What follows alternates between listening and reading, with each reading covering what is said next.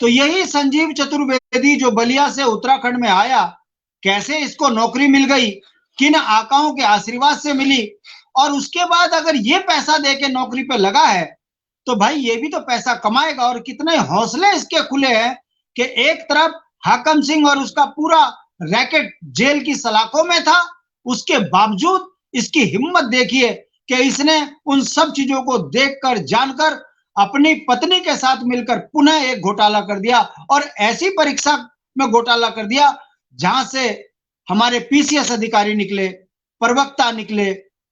ऐसे में क्या ये तय नहीं है कि हमारे यहाँ कई एसडीएम फर्जी हैं, कई जो है प्रवक्ता फर्जी हैं, और यदि वो वाकई फर्जी भर्ती हुए हैं तो वो क्या बच्चों को पढ़ाएंगे और वो क्या लॉ एंड ऑर्डर मेंटेन करेंगे। अब ये सवाल खड़ा हो रहा है। अब स्थिति सरकार की ऐसी हो गई कि किस किस पर करें कार्रवाई। यहां दुख इस बात का है जो पीड़ित हैं उनकी तो परीक्षाएं रद्द हो गई, बच्चों की, उनका तो कैरियर चौपट। सवाल शांति प्रसाद भट्ट जी, सवाल ये भी आता है कि भारतीय जनता पार्टी पर इतना विश्वास जताया यहाँ के युवाओं ने, जनता ने, धामी सरकार, युवाओं की सरकार, लेकिन युवाओं की सरकार ने इतना बड़ा छलावा, क्योंकि कहीं ना कहीं सरकार को ही टारगेट युवा करेंगे, क्योंकि युवाओं से एक उम्मीद, युवाओं को एक उम्मीद कहीं ना कहीं सरकार से थी, लेकिन इतनी बड़ी धांधली यहाँ पर हो जाती है एग्जाम्स को लेकर। युवाओं को भर्ती निकालने से लेकर नियुक्ति तक जो है प्रदर्शन आखिरकार उत्तराखंड प्रदेश के अंदर क्यों करने पड़ते हैं, सवाल ये भी है। और दूसरा सवाल मैं उमा जी से ये लूंगी कि आखिरकार ये प्रदेश धरना प्रदेश क्यों बनना चाह रहा है। शांति प्रसाद भट्ट जी, आप, फिर उमा जी आपके पास आ रही। दीपिका जी, इसमें आश्चर्य मेरे समझ में नहीं आता क्यों हो रहा है। क्या भारतीय जनता पार्टी की 2000 जो है 12 के बाद जो सरकार बनी थी, 17 के बाद, उसमें क्या भाजपा का चरित्र दिखा नहीं था? एक भी व्यक्ति को नौकरी दी हो तो 50,000 नौकरी प्रतिवर्ष देने की बात हुई थी, मिली? लोकायुक्त कानून पर काम हुआ, भ्रष्टाचारियों पर कार्रवाई हुई। जब सारी राज्य विरोधी गतिविधियां भाजपा ने करी, भ्रष्टाचार किया ठेकेदारी में, भर्तियों में, उसके बावजूद उनको पारितोषिक के रूप में फिर पुनः सत्ता दे दी। तो इसका मतलब जनता सत्ता देने का जो मंत्र है और सत्ता को लूटने का जो मंत्र है, इन दोनों में जनता पिसी हुई है, इसलिए आज जनता के साथ ये धोखा हो रहा है। मैं पूछना चाहता हूं, इस राज्य का कैसा दुर्भाग्य है, जिन बच्चों की परीक्षाओं में धांधली हुई वो तो पीड़ित हैं बेचारे, उनकी तो परीक्षा रद्द हो गई। फिर जिन्होंने करी वो सफेद पोश, वो सरकार के नुमाइंदे, उन पर कोई कार्रवाई नहीं। पीड़ित सत्ता से मतलब पीड़ित है, मूल निवासी पीड़ित है, और जो अपराधी हैं वो मजे से नौकरी कर रहे हैं, कैबिनेट मंत्री बन के बैठे हैं। चाहे फिर वो विधानसभा का मामला ले लीजिए, चाहे यूपीएससी की परीक्षा का ले लीजिए, चाहे दरोगा भर्ती घोटाला का ले लीजिए, चाहे फॉरेस्ट भर्ती घोटाला का ले लीजिए। मेरा ये कहने का मतलब है रितिका, हमारा भी करीबन 22-23 साल का इस राज्य का अनुभव ये कहता है कि हम किस क्षेत्र में सरकार की तारीफ करें।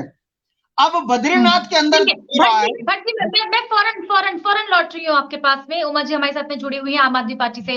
उमा जी, सवाल यही है कि आज जो पढ़े लिखे युवा हैं वो बेरोजगारी की दर मार खा रहे हैं। पढ़ा लिखा वर्ग जो है आज सड़कों पर है। उत्तराखंड की आज ये स्थिति हो गई है। वही यूके पर इतना बवाल हो जाता है, फिर यूकेपीएससी में 8 जनवरी को एक एग्जाम होता है जिस पर इतनी बड़ी धांधली सामने आती है। क्या कुछ कहेंगे उमा जी? देखिए रितिका जी, अंधेर नगरी चौपट राजा, ठीक है। एक के बाद एक धांधली, एक के बाद एक घोटाले, एक के बाद एक सारी गड़बड़ियां। यूके ट्रिपल एससी पे पहले तो सबसे पहले तो 2016 के बाद 2022 में आप परीक्षा करवा पाते हैं 6 साल जो परीक्षा हर साल होनी चाहिए वो परीक्षा आप करवा पाते हैं 6 साल में। उसके बाद उसमें पेपर लीक होता है, उसके बाद उसमें वो तमाम तरह के वो चलते हैं कि हमने 30 लोग पकड़ लिए, हमने 32 लोग पकड़ लिए, हमने जेल के अंदर ठूस दिए, धामी जी अपनी थपथपा रहे हैं और बाकी सब लोग उनको युवा मुख्यमंत्री और नया चेहरा, युवा चेहरा, इन सब चीजों पर बात कर रहे हैं।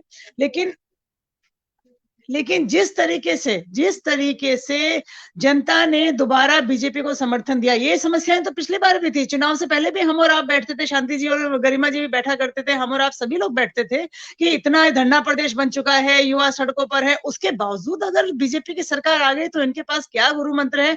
साम दाम दंड भेद, किस तरीके से ये लोग चुनाव जीतते हैं या चुनाव को मैनेज करते हैं, ये गुरु मंत्र बीजेपी के पास ही हो सकता है।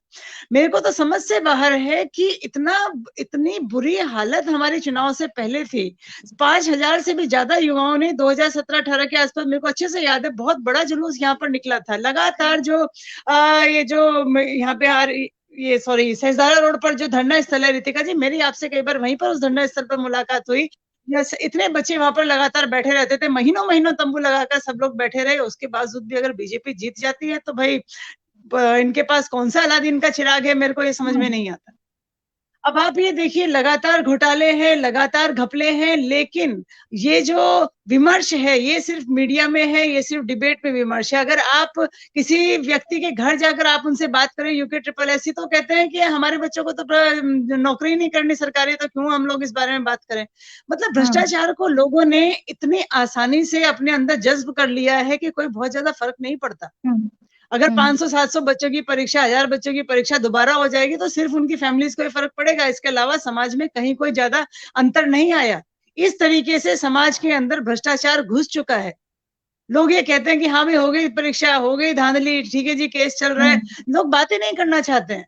तो जब तक ये चीजें हमारे विमर्श में नहीं आएंगी, उमा जी, लोगों का मनोबल कहीं ना कहीं टूट चुका है। दो बार इस तरीके की धांधली हो जाती है। सबसे बड़ी बात आप ये देखिए, साफ तौर पर दिख रहा है कि युवाओं का मनोबल टूटा हुआ है। इतने लंबे समय से युवा जो है सड़कों पर है। मैं कह रही हूँ ना, नियुक्ति निकालने से लेकर नियुक्ति देने तक जो है युवा आज उत्तराखंड में प्रदर्शन करने को मजबूर है। इसका जिम्मेदार कौन है? लगातार ये बड़ा सवाल बना हुआ है, लगातार हम ये सवाल पूछते हैं। दूसरा सवाल ये भी मैं लूंगी कि यूके ट्रिपल एससी में इतना बड़ा घोटाला हो जाता है, इतना मतलब पूरे उत्तराखंड को हिला दिया। वहां सेंट्रल से कांग्रेस ने भी दखल अंदाजी दी, सेंट्रल से भी यहाँ पर दखल अंदाजी दी गई। उसके बावजूद भी इतनी हिमाकत, इतनी हिम्मत कैसे हो गई, ये भी बड़ा सवाल है। उमा जी, फिर मैं गरिमा जी आपके पास इस सवाल को लेकर आ रही हूँ। मैं रितिका जी आपको वही मैं बात बोल रही हूँ, इतने सारे घपले घोटाले चुनाव से पहले भी थे। हमें लग रहा था, गरिमा जी आपको भी लग रहा होगा, सबको लग रहा था कि इस बार गवर्नमेंट जो है वो चेंज होगी, क्योंकि इतनी बुरी हालत उत्तराखंड की हो चुकी है। त्रिवेंद्र रावत जी आए, तीरथ रावत जी आए, लगातार ये लोग कर्जे पे कर्जा लेते रहे, लगातार हमारे प्रदेश को कर्जे में डालते रहे, लगातार आपदाएं आते रहे, बुरी हालत उत्तराखंड की रही। उसके बावजूद भी अगर ये लोग जीत गए तो मेरे को समझ में नहीं आता कि क्या ये मुद्दे चुनावी मुद्दे नहीं हो सकते हैं? कौन इन लोगों को वोट देता है इतनी बुरी हालत के बावजूद? युवा सड़कों पर हैं, युवाओं के पास नौकरी नहीं है, और युवा जो हैं वो छोटे छोटे काम करने के लिए। अब आप ये बताइए कि ये जो बच्चे हैं जिनका भी एग्जाम दोबारा हुआ है, दोबारा कह रहे हैं कि हम परीक्षा कराएंगे, जो बच्चे आउट ऑफ एज हो गए हैं वो तो इसमें से निकल जाएंगे, अब कुछ ना कुछ तो काम करेंगे। रितिका, कई बार मेरे को महसूस होता है कि हम लोग अपनी सरकारों पर दोष देने की बजाय उससे ज्यादा दोष जो है हम लोग भगवान को देते हैं। जो हो रहा है भगवान की मर्जी से हो रहा है, जो कर रहे हैं भगवान कर रहे हैं। भाई भगवान तो इन्हीं की, मेरे को मतलब मेरे समझ से बाहर है ये सारी चीजें, कि हमारे यहाँ कभी इस चीज को दोष नहीं दिया जाता कि कुछ गड़बड़ी हुई है तो इस अफसर की वजह से हुई है। नहीं, सड़क पे व्यक्ति की चोट लग गई, गड्ढे के अंदर गाड़ी आ गई, व्यक्ति वहां ऑन द स्पॉट मर गया, भगवान की मर्जी थी। भाई भगवान की मर्जी थोड़ी ना थी, जिस अफसर ने सड़क नहीं बनाई उसको जाके गला पकड़िए। ये जो सोच हम लोगों की है, ये सोच सबसे बड़ी जिम्मेदार है कि जब चुनाव आते हैं तो यही लोग, यही जनता, यही सब कुछ, वो सारा ऑरा देखकर बीजेपी का, वो सारा मैं कहती हूँ जो आडंबर ये लोग चुनाव के टाइम में करते हैं, उससे वशीभूत होकर फिर इन लोगों को वोट दे देते हैं। तो ये तो जो चक्र है, ये जब तक जनता नहीं समझेगी तब तक इस चक्र को हम लोगों के लिए तोड़ पाना बड़ा मुश्किल है। उमा जी, मैं लौटूंगी। गरिमा जी यहाँ पर मौजूद है। गरिमा जी, सवाल मैं यही ले रही हूँ, इतनी बड़ी हिमाकत आखिरकार कैसे हो जाती है? यूके ट्रिपल एससी का इतना बड़ा बवाल यहाँ पर हो जाता है, इतनी बड़ी धांधली हकम सिंह रावत को लेकर के, तमाम तरीके की बयानबाजी, पूरा हू हल्ला यहाँ पर हो जाता है। उसके बावजूद इतनी बड़ी हिमाकत कैसे उत्तराखंड में हो जाती है कि उसके बाद तुरंत इतनी बड़ी घटना, इतनी बड़ी धांधली, इतना बड़ा घोटाला उत्तराखंड में फिर से हो जाए? क्या कहेंगे? रितिका, बताया तो अभी उमा ने, लोगों की सहन शक्ति शायद बहुत बढ़ गई है। पहले से जब सरकारों को गिराया जाता था, खरीद फरोख्त होती थी, तो लोगों की नजर में वो पाप होता था। लोगों को लगता था कि लोकतंत्र पे एक बड़ी चोट की है जिस भी दल ने सरकार गिराई है, लोकतंत्र पे एक बड़ी चोट की है जिस भी दल ने खरीद फरोख्त नेताओं की है। लेकिन अब ऐसा प्रतीत होता है कि आप सरकारें गिराइए, बनाइए, जनता को कोई फर्क नहीं पड़ता। एक बड़ा चौंकाने वाला वाक्य आपको बताऊं, पेट्रोल डीजल जब 100 पार हो गया, हम पेट्रोल पंप्स पे प्रदर्शन कर रहे थे, लोगों को पैम्फलेट बांट रहे थे कि बताइए कच्चा तेल क्या हमारे जमाने पे गया था और उसके बावजूद मतलब लिटरली कच्चा तेल $146 प्रति बैरल तक गया कांग्रेस के टाइम पर, फिर भी 60-65 से ऊपर रेट नहीं गया पेट्रोल डीजल का, और इनके समय पर $28 प्रति बैरल भी गया। फिर भी इन्होंने जनता को, चलो आज आपने 100 से ऊपर पहुंचा दिया, एक बार को हम सह लेंगे, क्योंकि तब सहेंगे जब आपने $28 प्रति बैरल में हमको राहत दी होती। आपने तब भी राहत नहीं दी, और आज भी आप कह रहे हो कच्चा तेल महंगा हो गया, तो वो जो है स्वीकार्य नहीं है कि जिस वक्त कच्चा तेल सस्ता होता है उस वक्त क्यों नहीं आप सस्ता करते हो। उस हिसाब से रामदेव जी कहा करते थे 25 रुपए में डीजल मिलेगा, 40 रुपए में पेट्रोल मिलेगा मोदी सरकार में। तो सिर्फ मेरा कहने का अर्थ यह है कि हम प्रदर्शन कर रहे थे तो हमसे पता है मुंह पर लोगों ने क्या कहा कि जब तक सांस में सांस है और जान में जान है तब तक पेट्रोल डीजल खरीदेंगे, भाजपा को गाली नहीं देंगे, क्योंकि हमें हिंदुत्व की सरकार चाहिए। ये तक लोगों ने कहा कि भाई 700-800 की अगर हम दारू की बोतल खरीद सकते हैं तो 100 रुपए से ऊपर पेट्रोल डीजल क्यों नहीं खरीद सकते, ये युवा कहकर जाता था। तो आज सहन शक्ति ये कह तो रही है उमा की जिन बच्चों के साथ खिलवाड़ हुआ केवल उनके परिजनों को फर्क पड़ा होगा, बाकी जनता इस बात का इंतजार कर रही है कि कब मेरे साथ दुर्घटना होगी, यानी कि वो आग अपने घर तक पहुंचने का वेट कर रहे हैं सबके सब। अगर मेरे घर तक आग नहीं पहुंची है तो सब चंगा सी, फिर कोई दर्द नहीं हो रहा है, दूसरों के आंसू पोंछने से कोई मतलब नहीं, दूसरे को पीड़ा में देखकर कोई किसी को मतलब नहीं। मैंने कहा तो अभी टाइम्स ऑफ इंडिया की रिपोर्ट पढ़ के मैं भौचक्की रह गई कि 21 जो हमारे धनाढ्य हैं देश के, उनके पास 700 मिलियन से ज्यादा लोगों के पैसा है, आमदनी है। ये टाइम्स ऑफ इंडिया के फ्रंट पेज पे न्यूज है कि 700 मिलियन भारतीयों के से ज्यादा पैसा मात्र 21 भारतीयों के पास है। और दूसरी उसी के अंदर तीसरे पन्ने पर वो रिपोर्ट कंटिन्यू हो रही है और कह रही है कि 2012 में इस देश के अंदर, अब आप सोचिए ना, आजाद हुआ देश 1947 में, 1947 से लेकर 2012 तक 100 बिलियनर पैदा होते हैं और बाकी जो है आम जनता में पैसा होता है। अब क्या हो गया, इतना डिसबैलेंस हो गया है कि अमीर तो अमीर होता चला जा रहा है, गरीब गरीब होता चला जा रहा है। आज की तारीख में मात्र अपने 8 साल के राज में मोदी सरकार ने 66 नए बिलियनर्स देश को दे दिए। 166 उनकी संख्या हो गई है और वो 700 मिलियन लोग उनके सामने बौने हैं। तो कहने का मतलब है खाई इतनी बड़ी कर दी है अमीरों की और गरीबों की कि गरीब की कोई सुनवाई नहीं है। हम सब कीड़ा मकोड़ा हैं प्रचंड बहुमत की सरकारों की नजर में। जब बहुमत इतना ज्यादा हो जाएगा तो फिर मीडिया भी छोटा हो जाएगा कद में, विपक्ष भी छोटा हो जाएगा। प्रचंड बहुमत एक बार पुनः, क्योंकि उत्तराखंड में कभी ऐसा नहीं हुआ, एक बार भारतीय जनता पार्टी की सरकार, एक बार कांग्रेस की सरकार। ये आंकड़े जो इस बार भारतीय जनता पार्टी को मिले, ये कांग्रेस के लिए भी कहीं ना कहीं अचंभे वाली बात थी। कहीं तो भारतीय जनता पार्टी को अब मेहनत, ऋतिका सुनो ना, भारतीय जनता पार्टी को अब ये जो आप सुन रहे नेशनल एग्जीक्यूटिव मीटिंग हो रही है, अभी मैं एक अंग्रेजी चैनल में थी न्यूज में डिबेट में, मैं वहां यही कह रही थी कि भारतीय जनता पार्टी को आडंबर नहीं करना चाहिए नेशनल एग्जीक्यूटिव मीटिंग बुलाने का। उसको तो सिर्फ एक ही चीज करने की जरूरत है, अपने जितने जहरीले सेल हैं सबको एक्टिवेट कर दीजिए। 2024 आने वाला है, अब समाज में नफरत बांटो, समाज को बांटो और राज करो। क्योंकि जिस तरह का बहुमत इनको यहां मिला वो हर एग्जिट पोल में कांग्रेस को मिल रहा था। 40 से 45 सीट कांग्रेस की बताई जा रही थी, पर मुस्लिम यूनिवर्सिटी का आडंबर फैलाया, समाज में नफरत फैलाई, समाज को बांटा और बैठ गए कुर्सी पर। तो इनके लिए सक्सेस या इनके लिए आप सोच लीजिए जीत का मतलब है सत्ता पाना, और सत्ता पाने के बाद मैंने कहा ना हम सब बौने हो गए हैं। आप इस जो भर्ती परीक्षा की बात कर रही हैं, इसमें भर्ती परीक्षा में एसटीएफ से जांच एसआईटी को क्यों सौंपी? ये एक बड़ा खेल है, ये बड़ा प्रश्न है, ये जो पूछा जाना चाहिए कि आपने रीजन तो बताया ही नहीं। एसटीएफ अच्छा काम नहीं कर रही थी क्या? एसटीएफ से आपका भरोसा उठ गया क्या? एसटीएफ को कहीं इस बात की गलती की सजा तो नहीं मिल रही है कि एसटीएफ ने आपसे बिना पूछे पटवारी लेखपाल भर्ती का खुलासा कर दिया, लीक का खुलासा कर दिया? कहीं इस बात का दंड तो नहीं दिया जा रहा? क्योंकि एसटीएफ की तारीफ करते हुए ये पूरी की पूरी सरकार अघा नहीं रही थी जब अभी यूके ट्रिपल एससी में एसटीएफ ने मुस्तैदी दिखाते हुए 40-45 लोग अंदर किए, तो एसटीएफ की ही धूमधाम थी पूरे राज्य में। आज अचानक एसटीएफ से जांच ली गई है तो हम सवाल ही नहीं पूछ रहे कि क्यों जांच ली। और दूसरा, हमारे बच्चे लोक सेवा आयोग और अधीनस्थ सेवा चयन आयोग के बीच में शटल कॉर्क बन गए। मेरे पास जो बच्चे आते हैं वो कहते हैं मैडम यही पता नहीं है कि कौन सी भर्ती परीक्षा की विज्ञप्ति कौन सा आयोग निकालेगा। चलिए अब हमारा चयन भी हो गया। कुछ बच्चे तो कनिष्ठ सहायक ऐसे आए कि हमारा चयन हो गया मैम, हम भर्ती परीक्षा हमने पास कर ली, लेकिन ये नहीं पता है कि नियुक्ति कौन देगा। रितिका एक मिनट, उनको ये नहीं पता था कि उनको नियुक्ति पत्र कौन सा आयोग देगा। कह रहे अधीनस्थ सेवा चयन आयोग जा रहे हैं तो वो कह रहे लोक सेवा आयोग देगा, और लोक सेवा आयोग जा रहे तो वो कह रहे अधीनस्थ देगा।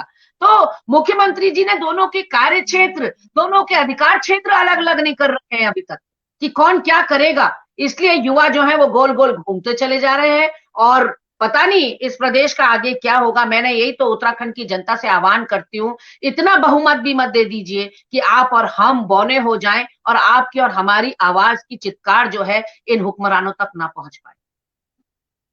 ठीक है, मैं लौटूंगी आपके पास। शांति प्रसाद भट्ट जी, सवाल यही मैं आपसे भी लूंगी कि आखिरकार खौफ क्यों खत्म हो गया? इतनी हिमाकत आप कैसे कर देते हैं कि आप एक के बाद एक पेपर लीक मामले आते हैं, इतने बड़े बड़े घोटाले आते हैं? शांति प्रसाद भट्ट जी,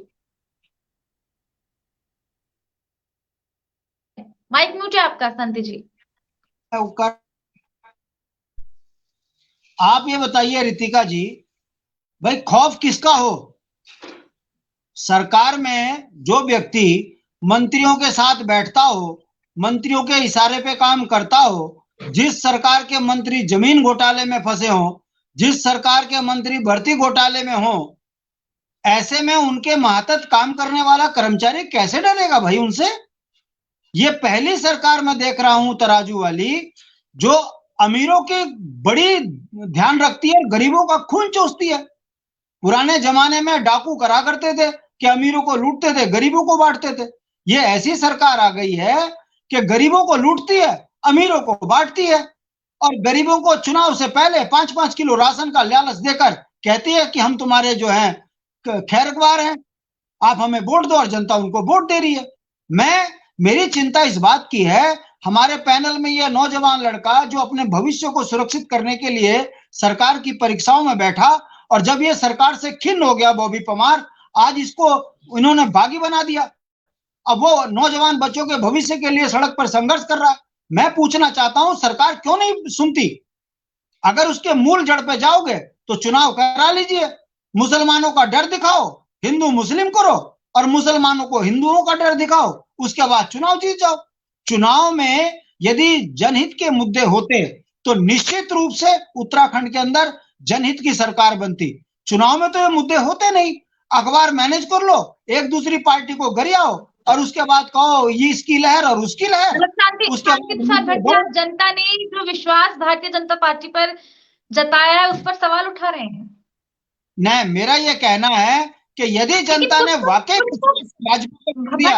कुछ तो किया होगा भारतीय जनता पार्टी ने, कुछ तो किया होगा भारतीय जनता पार्टी ने, और जो विश्वास युवाओं का कहीं ना कहीं जीता। युवा सरकार, धामी सरकार की अगर बात की जाए, धामी जी खट्टीमा विधानसभा से हार जाते हैं, लेकिन उसके बावजूद भी युवाओं की सरकार, इस तरीके के कई नारे वहां पर दिए गए। कुछ तो किया होगा सर। यदि वाकई युवाओं ने इनके ऊपर बहुत विश्वास जताया और जनहित के मुद्दों में युवाओं ने वोट दिया, तो फिर भी ये हल्ला काएगा? फिर युवाओं को खुश होना चाहिए ना कि संजीव बलिया से आकर हमारे भविष्य को अंधकार कर रहा है, ये भारतीय जनता पार्टी की नीति के तहत हो रहा है, अच्छा हो रहा है। इस बात को उसको समझना चाहिए, अगर ये सच है तो। और अगर ये सच नहीं है तो इस बात को आने वाले समय में जनता समझेगी कि भारतीय जनता पार्टी ये तराजू वाली मानसिकता की पार्टी है, और इसका केवल एक मकसद है, ये केन प्रकारे पैसा कमाना और पैसे से सत्ता, सत्ता से पैसा, इस तरीके की ये भाजपा की नीति है। मैं कहीं से कहीं तक भी इस बात पे सहमत नहीं हूं कि उत्तराखंड के युवा भारतीय जनता पार्टी के साथ हैं, और अगर वो भारतीय जनता पार्टी के साथ हैं तो फिर ये जनवरी, अभी मात्र 10 महीने की सरकार नहीं है, और 10 महीने में उत्तराखंड में घोटाले वो एम्स में घोटाला हो जाता है, फॉरेस्ट भर्ती में घोटाला हो जाता है, विधानसभा भर्ती में घोटाला हो जाता है, यूकेएसएससी परीक्षा में घोटाला हो जाता है, यूपीसीएस परीक्षा में घोटाला। अरे भाई, कहां घोटाला नहीं हुआ? आपकी मानसिकता इस राज्य को लूटने की है, तराजू वाली मानसिकता से काम कर रहे हैं। और अगर इसके बावजूद भी जो माँ बाप भाजपा का झंडा उठा रहे हैं, बच्चे उन्हीं के बेरोजगारी के कारण ना तो उनकी शादी हो रही, उनके वंश रुक गए, गांव के गांव खाली हो गए, किसान परेशान है जंगली जानवरों से, युवा परेशान है भाजपा की गलत नीतियों से। और ऐसे में यदि राज्य के अंदर खुशहाली है और 5 किलो गेहूं प्रभावित कर रहा है, तो फिर उत्तराखंड के अंदर अभी और लंबा संघर्ष करने की जरूरत है। हम संघर्ष के साथ ही हम संघर्ष करते रहेंगे, हम युवाओं के साथ हैं। मैं उम्मीद करूंगा कि मुख्यमंत्री जी बॉबी पवार जी जुड़ गए, एक बार उनका स्टेटमेंट भी हम ले लेते हैं। बॉबी पवार जी, स्वागत है आपका। सवाल यही मैं ले रही हूँ कि आज पढ़े लिखे जो युवा हैं वो प्रदर्शन करने को मजबूर है। बॉबी पवार जी, बेरोजगार संघ के अध्यक्ष इस वक्त जुड़ रहे हैं। जी मैम, पहले तो बहुत बहुत धन्यवाद आपका कि आपने अपनी आवाज बुलंद करने के लिए, उत्तराखंड की आवाज बुलंद करने के लिए ये एक जो चैनल बनाया, उसके लिए भी शुभकामनाएं आपको। मैं कहना चाहता हूं कि सरकार की नीयत की बात है। अगर सरकार की नीयत साफ होती तो शायद ये जो दोहराया गया है अभी, जो भ्रष्टाचार का जो मामला है यूकेएसएससी के बाद, ये डर नहीं है कि 54 लोगों को जेल हुई, उसके बाद भी जो डर खत्म हुआ है माफियाओं के अंदर से, कि उसके बाद भी वो ये घटनाओं को, ऐसी घटनाओं को अंजाम दे रहे हैं। तो ये सबसे बड़ा सवाल सरकार पर खड़ा ये होता है कि जिस प्रकार से आपने कमजोर पैरवी के कारण जो माफिया आपने यूकेएसएससी घोटाले में जो अंदर किए थे, उनकी जो धड़ाधड़ जो धड़ल्ले से जो उनका जो जमानतें हुई है, ये दर्शाता है कि माफियाओं को लग गया कि सरकार कुछ भी हो, 2 दिन हमें जेल में भी रखे परंतु उसके बाद भी हम बच जाएंगे। सरकार का कोई ऐसा कानून नहीं बना तब से। आप देख सकते हैं कि कितने 4-5 महीने हो गए हैं उस प्रकरण के बाद, परंतु तब से सरकार कानून नहीं ला पाई, एक नकल रोधी कानून नहीं ला पाई। उसमें ये तय नहीं कर पाए कि जो इस प्रकार की घटना को अंजाम देगा उसके साथ हम क्या करेंगे, उसका क्या उस प्रावधान होगा, सजा का क्या प्रावधान होगा, वो चीजें सरकार नहीं कर पाई। तो सरकार की नीयत में खोट है, ये हम आज स्पष्ट रूप से कह दे रहे हैं। कि आप देख रहे हैं कि जब किसी भी परीक्षा को करवाने के लिए 2-2, 3-3 साल का समय लेते हैं, और वो भी तब जब बच्चे बेरोजगार आंदोलन करते हैं कि हमारी परीक्षा करवाई जाए, तब भी परीक्षाएं नहीं करवाई जाती है। परंतु आज जब इस प्रकार का प्रकरण सामने आया है, आज विषम परिस्थितियां बनी हुई है, उस विषम परिस्थितियों में आप धड़ल्ले से एक परीक्षा का जो एडमिट कार्ड है वो 11 दिन पहले आप जारी कर देते हैं। क्यों? क्योंकि बच्चों को घर बिठाना चाहते हैं, बच्चों को उलझाना चाहते हैं कि वो सड़कों पर ना आए। बच्चे क्यों सड़कों पर नहीं आएंगे? अगर उनके हकूक मारे जा रहे हैं, उनके अधिकारों पर कुठाराघात हो रहा है, तो बच्चों को, और बच्चे सड़कों पर आएंगे ये हम बता दे रहे हैं। क्योंकि सरकार को चाहिए, अगर सरकार की नीयत साफ है, सरकार यदि पारदर्शी रूप से परीक्षा करवाना चाहती है, और आयोग यदि जो अपने आप ऊपर जो लगा हुआ इतना बड़ा जो भ्रष्टाचार का धब्बा है, अगर उस धब्बे को साफ करना चाहता है, तो आयोग को चाहिए कि वो एक बार ये निर्णय ले कि वर्तमान समय में जो परीक्षाएं हम करवाने जा रहे हैं, उन परीक्षाओं को स्थगित करके पहले आयोगों में बैठे कितने ऐसे चतुर्वेदी हैं जिन्होंने पेपर हर बार बाहर किए हैं। आपने देखा होगा कि जैसे अंकिता प्रकरण में डीएम के जो बयान बदले थे, डीएम साहब ने जो रिजॉर्ट तोड़ने को लेकर पहले बयान दिया था, उसके बाद जब सरकार का प्रेशर पड़ा तो डीएम के जिला अधिकारी के बयान बदल जाते हैं। ये लोकतांत्रिक व्यवस्था उत्तराखंड में चल रहा है। उसके बाद आप देख सकते हैं कि यहाँ पर एसटीएफ ने जो मामला खोला है, एसटीएफ के मामले में कुछ और चीजें भी सामने आई थी। रातों रात एसटीएफ से वो केस वापस देकर रातों रात एसआईटी गठित की जाती है और मामला एसआईटी को ट्रांसफर कर दिया जाता है। उत्तराखंड के इतिहास में 22 वर्षों में कितनी भी जांच समितियां बनी हो, जब जब उन मामलों में, किसी भी मामले में जब जब बड़े अधिकारी और बड़े है, उसके बाद आपने देखा होगा जांच समितियां ठप पड़ जाती है। मैं एक सवाल ये आज इस मामले में हम ये कहना चाहते हैं प्रदेश के अभिभावकों से, नहीं मैं कहना चाहता हूं प्रदेश के अभिभावकों से हम ये कहना चाहते हैं कि जो रोज रोज आप अपने बच्चों को कहते थे कि तुम नालायक हो, तुमसे एक पेपर नहीं निकल रहा है, तो उन अभिभावकों को ये कहना चाहता हूं कि आपके बच्चे नालायक नहीं हैं, ये सिस्टम नालायक था, जिस सिस्टम ने आपके बच्चों को पास होने से रोका है। तो मैं यही कहना चाहूंगा कि सरकार और आयोग को ये बात जरूर सुननी चाहिए कि एक बार यूके पीएससी की निष्पक्ष तरीके से जांच हो, क्योंकि आपने स्टेटमेंट बदलते हुए देखे हैं। पहले एसटीएफ ने कुछ और कहा था, दूसरे दिन एसटीएफ के जो एसएसपी हैं उनके बयान में जो बदलाव देखने को मिला है उसमें ये था कि जो बैठे हुए हैं, तमाम जो पैनलिस्ट बैठे हुए हैं, उनसे भी ये सवाल मैंने लिया, मैं आपसे भी ये सवाल ले रही हूँ कि खौफ क्यों नहीं रहा, डर कहाँ चला गया? यूके ट्रिपल एससी का देखिए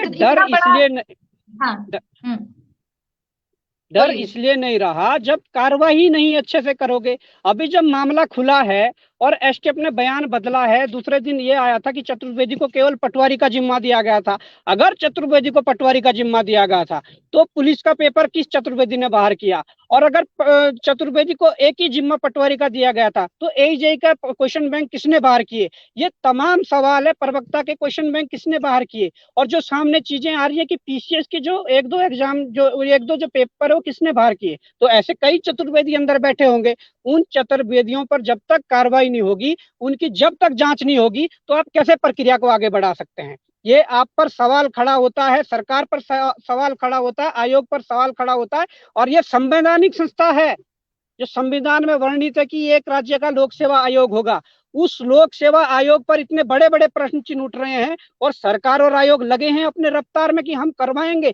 जिन लोगों के लिए परीक्षा करवाई जा रही है, जिन बच्चों के लिए परीक्षाएं करवाई जा रही है, वो बच्चे आज ये कह रहे हैं कि हमें परीक्षा अभी नहीं देनी है। तो किसके लिए करवाओगे परीक्षा? जो वो जिनकी डिमांड है कि अभी हम परीक्षाएं नहीं देंगे इस विषम परिस्थिति में, तो आप जबरदस्ती किस लिए कर रहे हो? आप किसको बचाने की कोशिश कर रहे हो? मैं ये गारंटी के साथ कह सकता हूं कि अगर इस पे अच्छे से जांच होगी, आयोग हाईकोर्ट के सिटिंग जज के निगरानी में अगर जांच समिति बनती है और अच्छे से यदि जांच कर ली, तो बड़े बड़े मगरमच्छ, बड़े बड़े अधिकारी यदि सलाखों के पीछे नहीं गए तो आप कहना, इस बात को आज प्रदेश का युवा रिकॉर्ड कर लें, इतनी बड़ी गहराई इस भ्रष्टाचार में है। गरिमा जी कुछ कह रही, गरिमा जी क्या कुछ कहना चाहते हैं? अपनी बात को रखिए, फिर मैं आ रही हूँ उमा जी और शांति जी आपके पास में।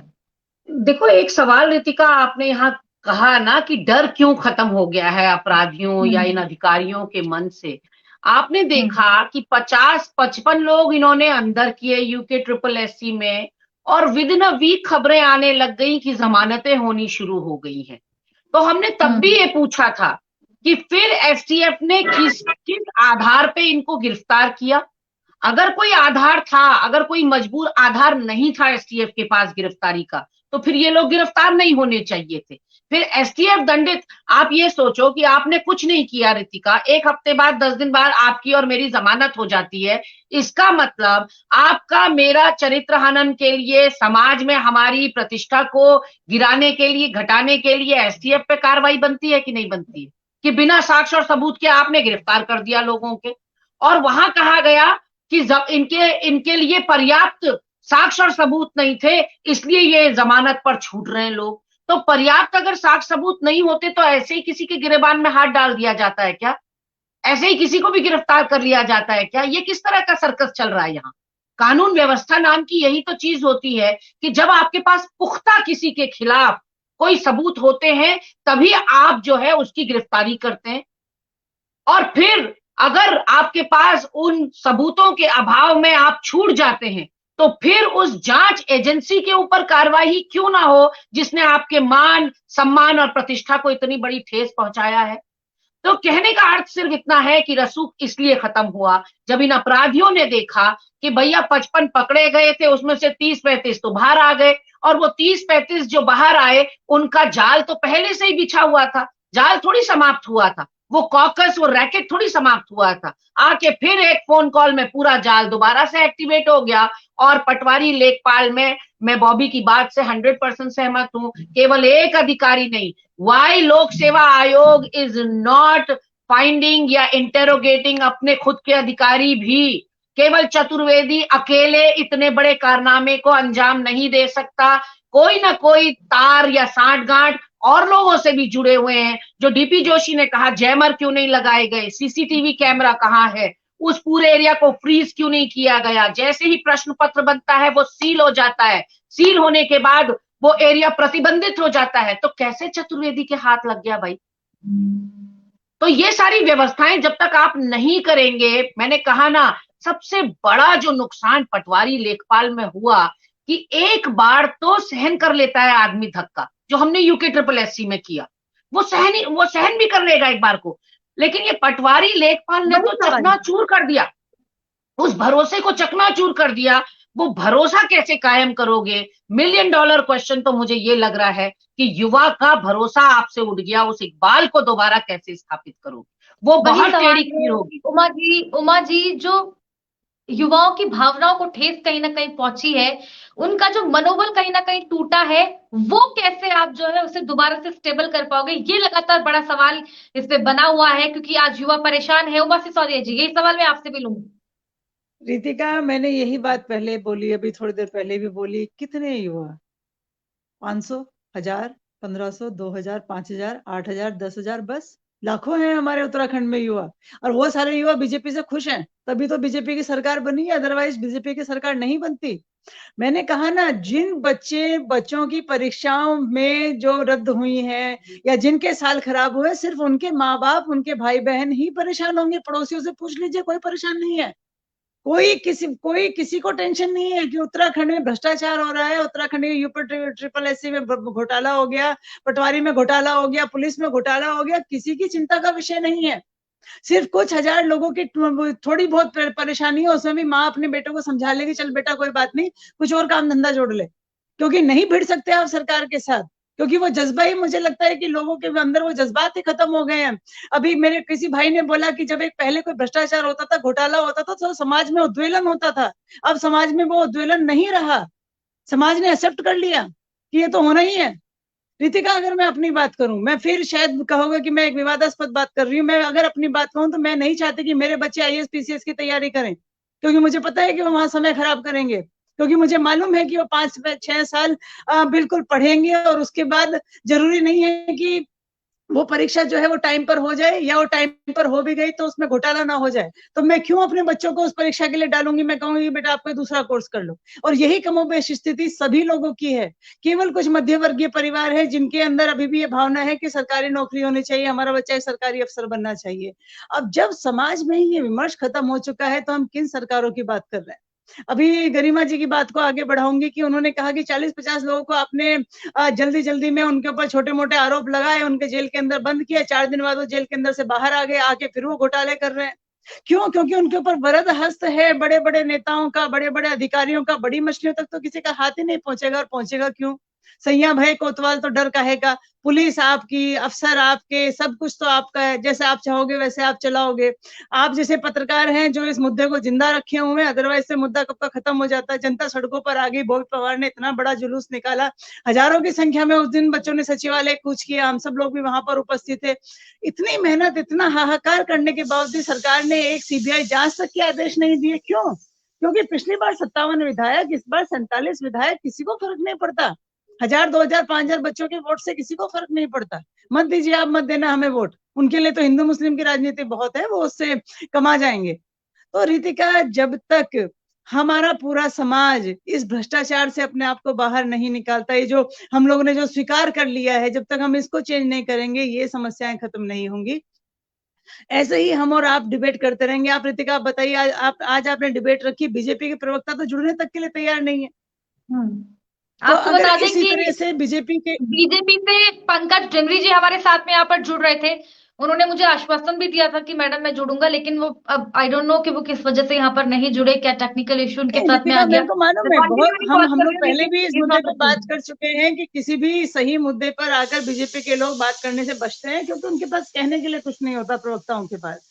तो मैं सिंपल एक चीज यही कहना चाहती हूँ अपने उत्तराखंड के बच्चों से कि आप लोग स्वरोजगार पर आइए, अपनी मेहनत से अगर आप कुछ कर सकते हैं, कुछ बन सकते हैं तो आप बनिए। अदरवाइज अगर आप सरकारी नौकरियां या सरकारी स्कीमों पर भरोसा करेंगे तो आप सिर्फ धोखा खाएंगे। ना कोई सरकारी स्कीम धरातल पर उतरती है, ना कोई सरकारी नौकरी धरातल तक उतरती है। सिर्फ ये नौकरियां कुछ लोगों के लिए, तो एक आप ये देखिए ना, 20-20 लाख, 25-25 लाख, 30-30 लाख में नौकरियां बिक गई। किन लोगों ने खरीदी, किन लोगों ने बेची, एक तरह से व्यापार हो गया, नौकरियां भी व्यापार हो गया। हम किस तरह के अधिकारी यहाँ पे बना रहे हैं, कितने भ्रष्टाचारी वो अधिकारी होंगे जो 30 लाख रुपए देके पहले नौकरी लेकर आए हैं, उसके बाद तो कमाएंगे उत्तराखंड में।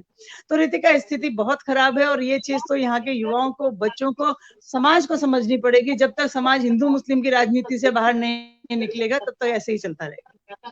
रितिका, मैं आपके चैनल को माध्यम बनाकर इवन जोशीमठ की जनता से कहना चाहती हूँ कि इतनी लंबी फौज हमारे सरकार में मंत्रियों की है, फिर मंत्रियों ने जोशीमठ से दूरी क्यों बना रखी है? आखिर सिर्फ पुष्कर सिंह धामी एक रात के प्रवास पर जाते हैं, मोर्चा उनको खुद अपने हाथ में लेना पड़ता है। ये मंत्री क्यों इतने निकम्मे और नाकाबिल साबित हो रहे हैं? इनको ये अपने आप को जनसेवक बताते हैं। आज इतनी बड़ी आपदा आई हुई है, राष्ट्रीय चर्चा का विषय बना हुआ है और इन लोगों के कानों में जू नहीं रेंग रही है। कोई कहीं का रिबन काटते हुए दिख रहा है, कोई कहीं का। आपको जोशीमठ नहीं दिखेगा कोई भी मंत्री, जबकि होना ये चाहिए था कि लगातार कंटिन्यूअसली एक मंत्री कोई ना कोई वहां जनता के बीच में रहे, उन्हें ढांढस और उनको धैर्य बधाए। लेकिन हालत इतने बद से बदतर हो गई क्योंकि हनक, सनक और अहंकार है प्रचंड बहुमत का कि 47 का बहुमत तो कहीं जाता नहीं अगले 5 साल तक। मौज करो। और भाजपा ने एक मॉडल और बना रखा है, बॉबी, शांति और उमा, सबका मैं आह्वान करना चाहती हूँ। एक मॉडल इन्होंने और बना दिया कि एक तरफ तो ये अपने नेताओं को खुश रखते हैं कि 2 साल त्रिवेंद्र जी आप खा लो कमा लो, 2 साल तीरथ जी आप खा लो कमा लो, और 1 साल जो है धामी जी आप खा लो कमा लो। नहीं, तीनों सुनो, मुख्यमंत्री पद पहले पूरी होने दो बात। मुख्यमंत्री पद जो है 5 साल में 3 लोगों को बांट दो, तो 3 तो आपने अपने कार्यकर्ता खुश कर दिए, जिनको बारी बारी से खाने कमाने का, मलाई चाटने का सत्ता की मौका मिल गया। वही क्या हुआ कि एंटी इनकम्बेंसी को आपने किल कर दिया। गुजरात में क्या किया इन्होंने? क्यों अपना पूरा कैबिनेट बदला? इसलिए क्योंकि उन मंत्रियों के खिलाफ एंटी इनकम्बेंसी थी, एक ऐसी लहर थी जो नकारे मंत्री साबित हो रहे। तो एन चुनाव के वक्त पर आप पूरे मंत्रिमंडल को बदल दीजिए और एंटी इनकम्बेंसी को किल कर दीजिए। और यही मॉडल सुना है अब बीजेपी सारे प्रदेशों में लागू करेगी कि जहां किसी मुख्यमंत्री के खिलाफ हवा बननी शुरू हुई वहां मुख्यमंत्री बदलो कपड़े की तरह। आप देखना आने वाले सारे राज्यों में यही होने वाला है। और मंत्रिमंडल से अगर आप खुश नहीं हो या मंत्रियों के खिलाफ अगर एक सत्ता विरोधी लहर है जनता में, तो एन चुनाव से पहले उन मंत्रियों को बदल दो। तो 24 का जब चुनाव होगा, आप मेरे वर्ड्स लिख लीजिए, 24 के चुनाव से पहले यहां उत्तराखंड के अंदर 2-3 मंत्री बलि चढ़ेंगे, 2-3 मंत्री हटाए जाएंगे जनता को अपने को पाक साफ दिखाने के लिए कि देखिए ये भ्रष्टाचारी मंत्री था इसलिए इसको हटा दिया। चाहे उसमें प्रेमचंद अग्रवाल का नंबर हो, चाहे धन सिंह रावत का नंबर हो, किसी का भी लग सकता है नंबर, किसी का भी लग सकता है। बीच में आपको थोड़ा सा इंटरप्ट इसलिए कर रही हूँ क्योंकि जिस दिन यहाँ पर जो है पुष्कर सिंह धामी दोबारा से मुख्यमंत्री उनको बनाया गया, भारतीय जनता पार्टी को प्रचंड बहुमत मिला, 10 मार्च की बात है 2022 की। उस दिन भी आप सभी लोग मेरे साथ डिबेट में बैठे थे, शांति जी भी थे, उमा जी भी थी। उस दिन भी मैंने ये सवाल लिया था कि आप लोग लगातार इस बात को लेकर के गू हल्ला कर रहे हैं कि भारतीय जनता पार्टी ने अपने कई मुख्यमंत्री बदले, लेकिन जनता ने तो आपको धूल चटा दी। चाहे मैं आम आदमी पार्टी की बात करूं, कांग्रेस की बात करूं, यूकेटी। नहीं, मैं आपको जवाब दे चुकी हूँ रितिका, मैं आपको जवाब दे चुकी हूँ। सिर्फ मुस्लिम यूनिवर्सिटी का मुद्दा जो चिंगारी तक नहीं था। कहा जाता है कि चिंगारी को आग में बदला जाता है, लेकिन भाजपा एक ऐसा गुण भाजपा के पास है कि वो बिना चिंगारी के आग बना सकते हैं। तो मुस्लिम यूनिवर्सिटी का बार बार हरीश रावत जी कह रहे हैं, मेरे पूर्व मुख्यमंत्री, कि 3 लाख करा, फिर अब तो 5 लाख कर दिया है। इनामी राशि घोषित कर दी है कि उत्तराखंड कांग्रेस के किसी नेता का सार्वजनिक पटल का बयान दिखाइए जिसमें उसने मुस्लिम यूनिवर्सिटी की बात कही हो, जो टॉप लीडरशिप है। लेकिन हमारे मुंह में ठूस दिए गए वो शब्द। सोचिए आप, प्रधानमंत्री, गृह मंत्री, रक्षा मंत्री और 11 प्रदेशों के मुख्यमंत्रियों ने आकर यहाँ उत्तराखंड में इस बात को कहा कि हरीश रावत ने मुस्लिम यूनिवर्सिटी बनाने का वादा किया है। और हरीश रावत कह रहे साबित कर दो ना कि मैंने ऐसा कहा तो मैं 5 लाख रुपया इनाम दूंगा। साबित नहीं कर पा रही। कैसी झूठी पार्टी है। केवल कार्यकर्ता झूठ नहीं बोलता, ये प्रधानमंत्री ने झूठ बोला है, गृह मंत्री ने झूठ बोला है। कितनी बड़ी बात है कि देशवासियों से उत्तराखंड देवभूमि में आकर इतना बड़ा झूठ परोस के गए, इसलिए सत्ता पा गए। इस वक्त 170 से ज्यादा लोग इस वक्त हमें देख रहे हैं हिमालय प्रेस पर, इस चर्चा को आप लोगों को सुन रहे हैं। एक आखिरी कमेंट इस चर्चा को लेकर के आप सभी का मैं यहाँ पर लूंगी, किस तरीके से आप लोग युवाओं के साथ हैं। चाहे मैं यूकेजी की बात करूं, कांग्रेस किस तरीके से युवाओं के साथ है। 170 से ज्यादा लोग इस वक्त हिमालय प्लस पर आप सभी लोगों को देख रहे हैं, इस चर्चा को देख रहे हैं। एक एक करके आप सभी का कमेंट। मैं चर्चा छोड़ना भी चाहूंगी रितिका, बस एक लाइन में मैं सिर्फ इतना बताना चाहती हूँ कि कल एक महत्वपूर्ण बैठक में इन्हीं सारी भर्तियों के सिलसिले में एक महत्वपूर्ण बैठक में मुझे सूचित किया गया है कि मैंने शामिल होना है, और मुझे बताया गया था कि बॉबी भी शामिल होगा उसमें। अब मुझे पता नहीं कि बॉबी को सूचना आई है या नहीं आई है। दूरभाष पे मुझसे बात की गई और ये कहा गया कि आप लोगों को हम शामिल करके जानना चाहते हैं कि प्रदेश का युवा चाहता क्या है, अब भर्ती परीक्षाओं पर उनका विश्वास कैसे कायम करना है, और आगे की बातें भी काफी मतलब डिस्कस करने के लिए या स्ट्रेटेजी डिस्कस करने के लिए बुलाया जा रहा है। भले ही रायता बहुत फैल चुका है, उस रायते को समेटने के लिए अब हमें बुलाया जा रहा हो वो अलग बात है, लेकिन कोशिश पूरी ये होगी कि प्रदेश के युवाओं के साथ कोई अन्याय ना हो। और आगे के लिए जैसा कि मैंने कहा कि बहुत बड़ी टेढ़ी खीर है युवाओं का दोबारा इन भर्ती परीक्षाओं पर भरोसा कायम करना। मैं इजाजत चाहूंगी और माफी भी चाहूंगी अपने को पैनलिस्ट से। बहुत धन्यवाद गरिमा जी, आपने समय दिया। शांति प्रसाद भट्ट जी, आपके पास भी इसी सवाल के साथ में एक अंतिम आपका कमेंट मैं यहाँ पर लूंगी। 170 से ज्यादा युवा इस वक्त देख रहे हैं, एक उम्मीद भरी निगाहों से आप सभी को यहाँ पर देख रहे हैं कि लगातार लोग के यहाँ पे कमेंट्स आ रहे हैं, क्योंकि मैं यहाँ पर इतने कमेंट्स पे ध्यान भी नहीं दे पा रही हूँ। तमाम जो लोग कह रहे हैं, कोई कह रहा है सीबीआई जांच होनी चाहिए, इस भर्ती पर भी घोटाला, उस भर्ती पर भी घोटाला। आप सोच सकते हैं कि युवाओं के दिलो दिमाग में इस वक्त कैसी स्थिति बनी हुई है। शांति प्रसाद भट्ट जी के एक आखिरी कमेंट आप सभी का 1 मिनट का लेंगे, उसके बाद इस चर्चा को खत्म कर रहे हैं। माइक म्यूट है आपका शांति प्रसाद भट्ट जी।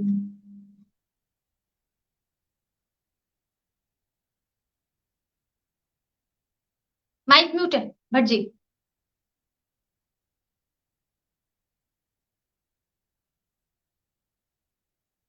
ठीक है, मैं लौटूंगी। उमा जी आपसे एक आखिरी कमेंट ले लेते हैं।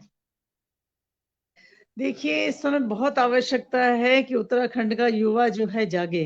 ट्रिपल एससी का इतना बड़ा मुद्दा हो जाना और अंकिता का जो हत्याकांड हुआ है वो भी कहीं ना कहीं उत्तराखंड की बेरोजगारी को दर्शाता है कि एक बच्ची जिसके 89% मार्क्स आए 12th में, उसके बाद वो 10,000 रुपए की नौकरी करने के लिए मजबूर है। ये बहुत बड़ा मुद्दा है कि 10,000 में हमारा एक पढ़ा लिखा बच्चा अपने आप को बलि चढ़ा देता है। तो कहीं ना कहीं उत्तराखंड की जो रोजगार की स्थिति है वो अंकिता के हत्याकांड से हमें पता चलती है।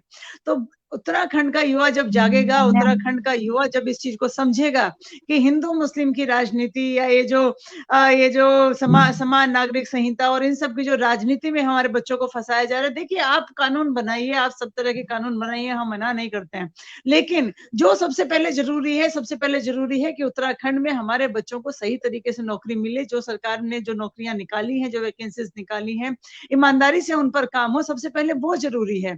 तो मैं समझती हूँ कि हमारे उत्तराखंड का युवा इस बात को जरूर समझेगा कि ये जो गलतियां सरकार कर रही है इसका सबक सरकार को जरूर सिखाया जाए। और अपने आसपास मैं अपने समाज से भी कहना चाहूंगी, अपने लोगों से भी कहना चाहूंगी कि ये दर्द सिर्फ एक बच्चे का या एक परिवार का या एक माँ बाप का नहीं है, ये दर्द हम सबका है। जैसे कि मैंने कहा कि मैं खुद नहीं चाहती कि मेरे बच्चे सरकारी सेवाओं में जाएं, तो मेरी जैसी पता नहीं कितनी परिवार और होंगे जिनका भरोसा उठ चुका है सरकारी नौकरियों से। तो ये जो भरोसा है ये सरकार वापस कायम कर पाएगी या नहीं कर पाएगी, ये धामी सरकार के ऊपर डिपेंड करता है कि इतने बड़े घोटाले पर अगर सरकार सख्ती से काम करे, सीबीआई जांच कराए, जो कल्प्रिट्स हैं उनको जेल के अंदर डाले, तब कहीं जाकर इन परीक्षाओं पर दोबारा भरोसा हमारा लौट सकता है। अदरवाइज तो जो एक पकोड़े तलने का जो रोजगार प्रधानमंत्री जी ने बनाया था, मुझे लगता है उत्तराखंड के युवा उसी रोजगार की तरफ बढ़ते हुए नजर आते हैं। ठीक है, शांति प्रसाद भट्ट जी एक आखिरी कमेंट आपका भी लेंगे। देखिए रितिका जी, इस बात को समझने की जरूरत है कि पूंजीपतियों की ये पार्टी भारतीय जनता पार्टी अच्छी तरह जानती है कि चाहे पहाड़ दरक जाएं, जोशीमठ खत्म हो जाए, भक्तों में कोई कमी नहीं है, क्योंकि दरार पहाड़ों में भी है तो आम जनमानस के जीवन में बीच में आपको थोड़ा सा इंटरप्ट यहाँ पर कर रही हूँ। यहाँ पे देखिए, संदीप निराला सैंडी जी ने एक कमेंट यहाँ पर किया है कि बॉबी भाई ये बताओ फॉरेस्ट गार्ड का पेपर होगा या नहीं, हम लोग पढ़ नहीं पा रहे हैं। आप देख सकते हैं साफ तौर पर कि उनके दिलो दिमाग में किस तरह की स्थिति इस वक्त बनी हुई है। युवा डिप्रेशन में है। भट्ट जी, आखिरकार ये उत्तराखंड में क्या हो रहा है, इसे कौन बदलेगा? क्या इसीलिए कि उत्तराखंड हमने बनाया था क्या? ये लगातार वो सवाल है। पढ़े लिखे युवा आज सड़कों पर है, मजबूर है। अब देखिए लगातार लोग यहाँ पर जरूरी है, पोस्टपोन करिए एफजी एग्जाम, तमाम तरीके की सीबीआई जांच की मांग लगातार यहाँ पर लोग कर रहे हैं। क्या इसीलिए उत्तराखंड बनाया था? आज 22 साल का उत्तराखंड हो गया है, क्या इसीलिए उत्तराखंड को बनाया था कि आज युवा जो है वो सड़कों पर निकले? भट्ट जी, देखिए, इस बात को समझने की जरूरत है रितिका। इसी पैनल पर बैठी कांग्रेस की प्रवक्ता ने बड़ी ईमानदारी से, चालाकी से बॉबी पवार को मुख्यमंत्री पूर्व का एक संदेश दे दिया कि कल हमारे धरने में आओ। समझ रहे हो बॉबी के कैरियर पर कितना बड़ा दाग लगने वाला है अगर ये वहां चला गया तो? क्या बॉबी नहीं जानता कि मुख्यमंत्री के कार्यकाल में पीसीएस भर्ती की घोटाला नहीं हुआ था हरीश सरकार में? क्या कांग्रेस के टाइम पर भर्तियों में घोटाले नहीं हुए? बात को समझने की जरूरत है कि ये नेता जानते हैं इस बात को कि संघर्ष करने वाले की आर्थिक परिस्थितियां क्या हैं और उसकी किस कमजोरी का फायदा उठाकर उसको कैसे इमोशनल ब्लैकमेल करना है। ये तरीके हैं इन नेताओं के। वो कितने बॉबी पवारों का इन्होंने इस्तेमाल किया है, आज उसका खामियाजा वही युवा भुगत रहे हैं। तो मैं ये बात आप भट्ट जी एक और कमेंट आप देखिए, एक और कमेंट आप देखिए। युवाओं की पीड़ा मैं आपको यहाँ पर दिखा रही हूँ। उमा जी भी चली गई, गरिमा जी भी चली गई, उनका समय पूरा हुआ, 45 मिनट का वो लोग निकल गए। आप देखिए, गवर्नमेंट को बोले कि वो गवर्नमेंट जॉब के फॉर्म मत निकाले, वो सीधे अपने सगे संबंधियों को जॉब दे दें। आप देखिए भट्ट जी, ये स्थिति देखिए। रितिका, ये जो भाई लिख रहा है इसको पता नहीं है कि सारे रिश्तेदारी तो लगे हुए हैं। संविदा में इनके रिश्तेदार, नौकरियों में इनके रिश्तेदार, सत्ता में इनके रिश्तेदार, बेटा, भाई, भतीजा, चाचा, जीजा, सब तो इन्होंने लगा दिए।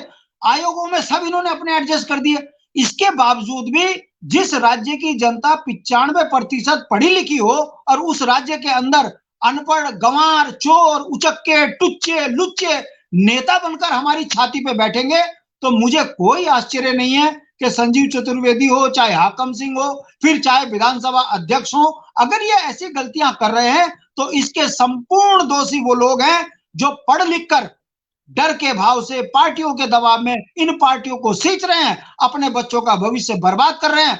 आधा युवा हमारा बेंगलोर में है, आधा दिल्ली में, और जो पढ़े लिखे ठीक ठाक घर से संपन्न है वो अमेरिका और ऑस्ट्रेलिया में, जर्मन में भाग गए।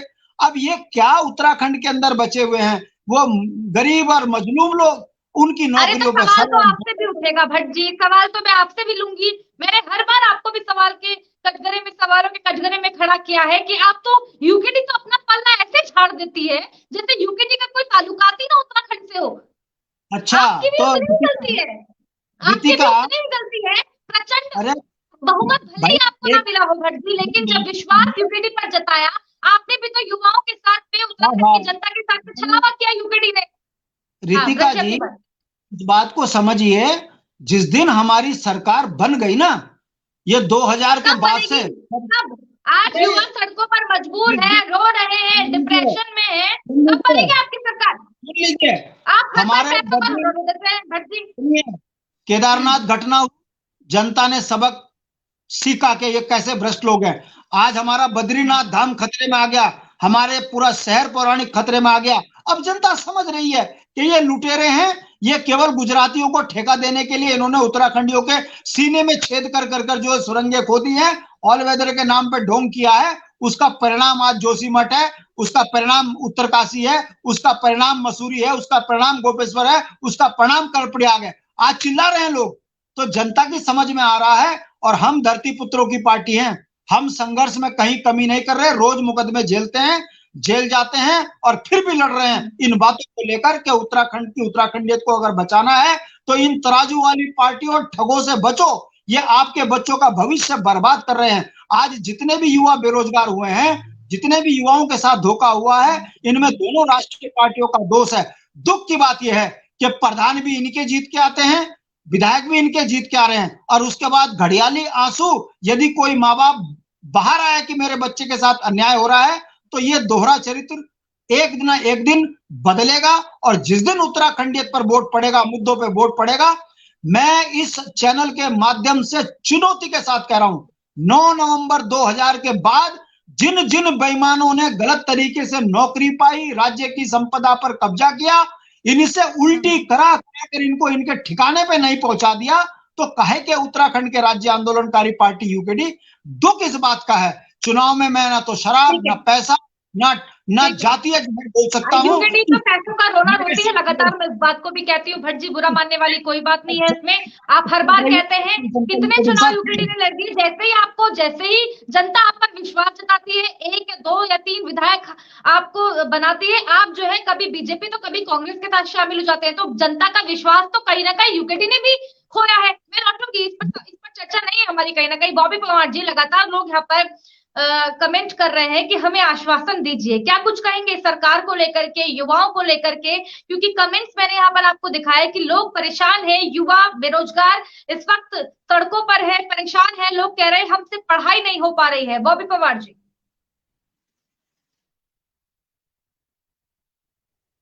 बॉबी जी, मेरी आवाज अब तक पहुंच पा रही है क्या? संपर्क कहीं ना कहीं जो है टूट रहा है बॉबी जी से। बॉबी जी, आवाज मेरी पहुंच पा रही है आप तक? माइक म्यूट है, अनम्यूट करें, अपनी बात को रखें।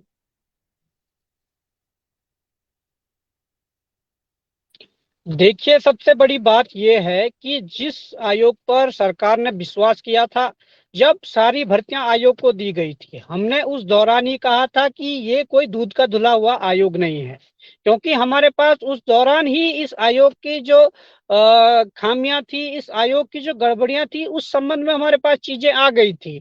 हमने इनके जो सरकार जो है, उनके जो इंटेलिजेंस जो एजेंसियां हैं, उनको भी साफ तौर पर हमने ये कह दिया था कि इस आयोग में इस प्रकार की गड़बड़ियां चल रही है, परंतु उसका संज्ञान न लेना आज लाखों युवाओं के भविष्य के साथ खिलवाड़ है। और उसके बाद सरकार के सम्मुख हमने ये बात रखी, आयोग में जाकर हमने वहां जो उनके सचिव है, वहां पर उनके सामने जाकर ये बात रखी कि आपके आयोग में अंदर के ही कुछ अधिकारी, कुछ कर्मचारी जो हैं, वो गड़बड़ियां कर रहे हैं, परंतु संज्ञान न लेना आज लाखों युवाओं के भविष्य के साथ खिलवाड़ हो चुका है। पर आज विषम परिस्थिति है, आज जिन युवाओं के लिए आप परीक्षा करवाने जा रहे हैं, अगर वही युवा नाखुश है, वही युवा परीक्षा देने को तैयार नहीं है, तो इतनी आपकी जबरदस्ती क्यों है? सबसे बड़ा सवाल यह है। युवा चाहता है कि जिस आयोग में इतनी बड़ी गड़बड़ी हुई है, जिस आयोग के अधिकारी जिसको दूध की रखवाली दी गई थी, संपर्क जो है कहीं ना कहीं टूट रहा है। जिन्होंने हाँ। आयोग में गड़बड़ियां करके अपने चहेतों को या पैसे लेकर कई और लोगों को फायदा पहुंचाया है, उनकी पहले जांच हो। ठीक है, एक आखिरी कमेंट भट्ट जी, मैं आपका भी यहाँ पर लूंगी। एक आखिरी कमेंट आपका लेके फिर खत्म कर रहे हैं इस चर्चा को। शांति प्रसाद भट्ट जी, माइक म्यूट है आपका। मैं बस इतना ही कहूंगा कि हम लुटे जा रहे हैं, पिटे जा रहे हैं, ठगे जा रहे हैं। राष्ट्र के नाम पर जिस तरीके से उत्तराखंड की उत्तराखंडियत को खत्म किया जा रहा है, ये वानगी है कि सुबह एसटीएफ, शाम को विजिलेंस, ये जो जांचें बदलना, चेहरे बदल बदल के उत्तराखंड को लूटना, जनता की आंख में धोखा देना, इससे जनता अजीज आ चुकी है। शायद कुछ नया बनेगा और इन राष्ट्रीय पार्टियों से उत्तराखंड बचेगा, वरना ना तो धाम सुरक्षित, ना नौकरी सुरक्षित, ना चरित्र सुरक्षित, ना मूल निवासी सुरक्षित। अब इसके बावजूद भी यदि जनता इनसे चिपकेगी तो उत्तराखंड का मूल स्वरूप अपनी आंखों के सामने ऐसे ही खत्म होते हुए देखेगी। बाहरी मजे में है और भीतर हमारे जो मूल निवासी हैं वो तड़प तड़प कर इस राज्य को छोड़ने को मजबूर है। ये वो सच्चाई है जिसे समझना चाहिए। अगर जनता नहीं चेती तो एक दिन उत्तराखंड खात्मे की कगार पर पहुंच जाएगा। बिल्कुल, लगातार सवाल ये बना हुआ है शांति प्रसाद भट्ट जी कि आखिर उत्तराखंड में युवा सड़कों पर क्यों है? आखिर कब तक युवाओं के साथ इस तरह का जो, मैं बिल्कुल इस बात को बोलने में परहेज नहीं करूंगी, दरिंदगी ही मैं कहूंगी कि आप जो है उन्हें मानसिक तौर से, मानसिक रूप से उनको जो है परेशान कर रहे हैं, उनको पल पल मार रहे हैं। जिस तरीके से युवा यहाँ पर लगातार जो है कमेंट्स कर रहे हैं, परेशान युवा लगातार कमेंट्स कर रहे हैं। और सवाल ये भी है कि यूके ट्रिपल एससी के बाद इतनी बड़ी धांधली हो जाती है, यूकेपीएससी अभी 8 जनवरी को एग्जाम होता है, आखिर उत्तराखंड में ये कब तक चलता रहेगा? सियासी कटाक्ष में लगातार हम ये सवाल पूछ रहे हैं। अब देखने वाली बात ये होगी, यूके ट्रिपल एससी के बाद जो है यूकेपीएससी पर जो है भरोसा जताया जाता है, लेकिन वहां पर भी पेपर लीक हो जाता है। युवा क्या करे, युवा कहाँ जाए, ये उत्तराखंड की सरकार युवाओं को बता दे। अगर ये चर्चा कोई देख रहा है, भारतीय जनता पार्टी के कोई लोग देख रहे हैं, मुख्यमंत्री तक मैं युवाओं की तरफ से ये गुजारिश या रिक्वेस्ट यहाँ पर कर रही हूँ हाथ जोड़कर कि आप युवाओं की ओर ध्यान दें और प्लीज इस प्रदेश को बर्बाद, जो गर्त में ये प्रदेश जा रहा है, गर्त में जाने से इस प्रदेश को प्लीज आप लोग बचाएं, युवाओं को प्लीज आप लोग राहत दें। बहुत बहुत धन्यवाद आप सभी का हमारे साथ इस खास कार्यक्रम में जुड़ने के लिए। शांति प्रसाद भट्ट जी यूकेडी से हमारे साथ में जुड़े, आपका बहुत धन्यवाद हमारे साथ इस खास कार्यक्रम में जुड़ने के लिए। सियासी कटाक्ष में केवल इतना ही, बने रहिए हमारे साथ, देखते रहिए हिमालय प्लस, उत्तराखंड की आवाज।